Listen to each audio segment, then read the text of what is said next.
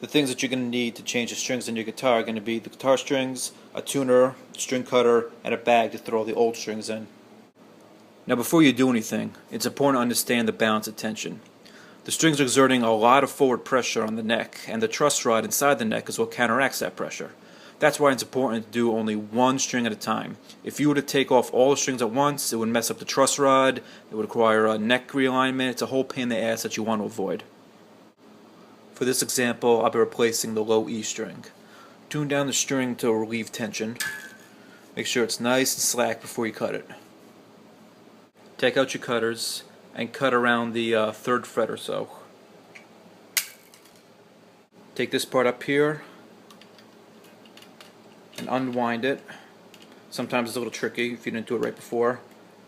Take it out and then dispose of it. And as for the other part of the string, just push it through. Make sure it's all the way out. What I like to do is fold up the string like 2 or 3 times. This way it's not sticking out. Then you just throw it in the bag with your other strings. Now it's time to take out your new strings. If you're ever confused about what order it goes in, the first string, which is this one, the thinnest, is always the lowest number gauge.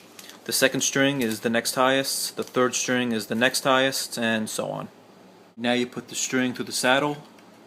Your saddle might look a little bit different. You might have to actually put your string through the back of the guitar, but it's essentially the same thing. It's just pulling a string through a hole. So make sure you pull it all the way through. Make sure the string is in the saddle correctly. Bring it over here, make sure it's in the nut correctly, and then you just pull it nice and taut. Now still holding it taut, you can see that this is where the appropriate post is. Now what you want to do is go about an inch beyond that and put a kink in it right there.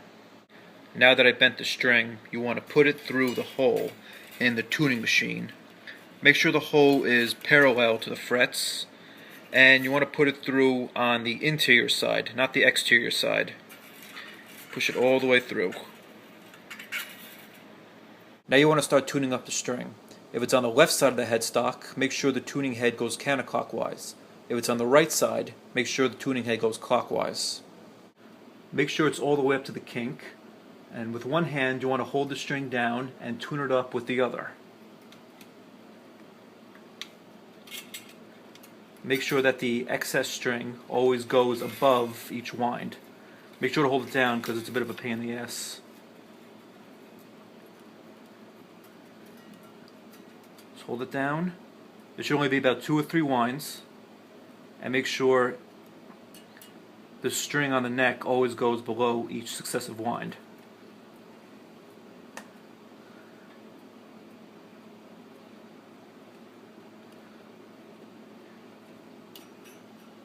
Cut off the excess string. It's important to get some good cutters. As you can see, my cutters just suck. You have like a nice little needle basically sticking out there. So make sure you get some good cutters so something like that doesn't happen. You know, one of the things you need to be a good guitarist is short fingernails. But the problem with having short fingernails is that you can never grab anything, and it really becomes a pain in the ass in times like this. Ah, fuck it. Alright, now it's time to tune the guitar. This is the 6th string, so I'm going to be tuning it to standard E. Now what you want to do is, you always want to tune up to a certain note. You don't want to tune down. Like you see, I'm a little below E right now. I just go up a little, and that's about right. The string is now on the guitar. The excess string has been cut off, and it's now in tune. So you're probably thinking that you're done with the string, and you could probably move on to the next one, right? Nope, you got more work to do. See, the string has been coiled up like this in this package for months or maybe even years. That's now its natural state, to be coiled up. If you play it like that, it's going to come out of tune very easily. So what you now have to do is get the stretch out of the string. Okay, now the best way to get the stretch out of the string is to put your fingers underneath the string like this, and take your thumbs, and then just sort of do like a twisting action, like lift it up a little, and do like push down with your thumbs while pulling up with your fingers underneath the string, and go all along the string like this. Make sure you don't pull it too high, but pull it fairly high when you're doing it.